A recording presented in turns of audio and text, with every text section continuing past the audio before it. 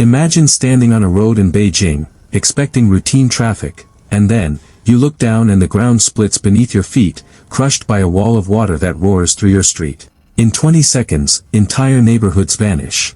There's no warning. No escape.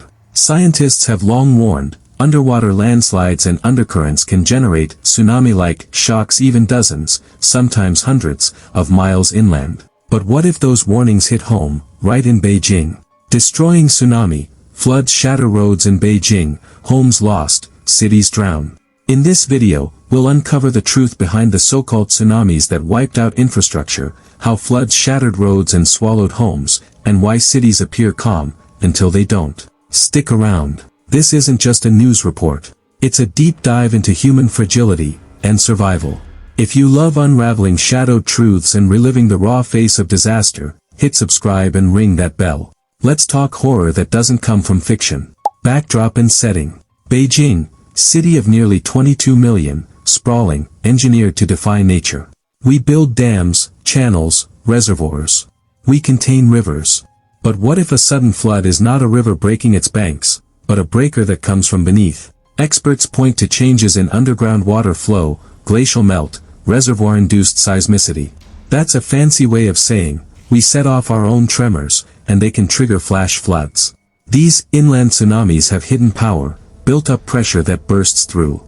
With climate change, glacial melt in Tibetan Plateau accelerates runoff. Rivers run higher, but sometimes, the pressure builds, until. First incident, the roads shatter. July 2025. It rained, harder than anyone seen. The slopes of the hills nearby broke. A surge, unannounced, rushed down. Roads collapsed. Cars disappeared. Engineers later reconstructed river data. Water pressure had spiked, 600% above normal. Pavement couldn't stand. This wasn't gradual erosion. It was explosive. Imagine being inside your car when the road turns into quicksand, buckles, and disappears. Whole arterial roads vanished. That's billions in damage, and a psychological blow greater than numbers can measure. Homes lost. Next, homes. Not distant islands. Family homes transplanted amid Beijing's expanding suburbs. Flash floods came roaring up, ripping through walls. I grabbed my child, and in a moment, we were floating in our living room. All our memories, gone. These families lost everything, not because they lived on the coast, but because water pressure finds the weakest path. It doesn't discriminate. You picture tsunamis hitting beaches. You don't picture them smashing through your living room across town. And the emotional toll, irreplaceable, surreal. People standing on dry sidewalks, watching their homes dissolve. Cities drown. And then the flooding didn't stop. It pooled, turned districts into lakes. Subways flooded, intersections became canals. Beijing's flood defenses, drains, levees, sewers, were designed for surface flow. This was deeper, faster, stranger. Water back pressure forced its way through tunnels, through basements. When the city drowns from below or behind its defenses, you can't run away. You're boxed in. Mass evacuations, panic in the streets. Some survived by climbing into rooftops. Others by sheer luck. Hidden truths. What's the hidden truth? We engineered much of this: climate change, building dams, shifting land use. Each part nudged the system into instability. We think cities shield us. Concrete, steel, infrastructure.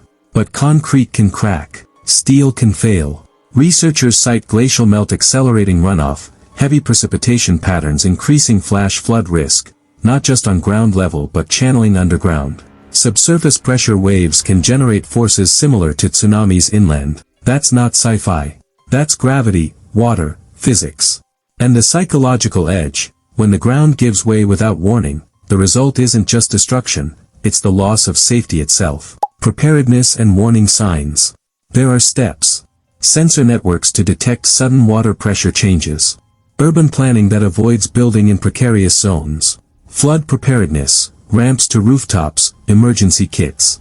With better prediction, earlier alerts, lives can be saved. But action has to match the risk. Some neighborhoods in Beijing are piloting underground pressure sensors. Residents get texts saying, "Evacuate now." That's good. It's not enough. Epilogue. We watched roads crack, homes disintegrate, cities drown from inside. It's not fantasy. It's physics, geography, design, all colliding under pressure. Amid horror, there's hope.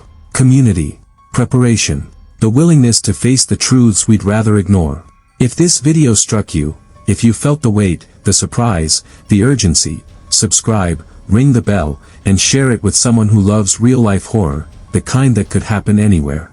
Because once you know the truth, you can't unsee it. See you in the next one.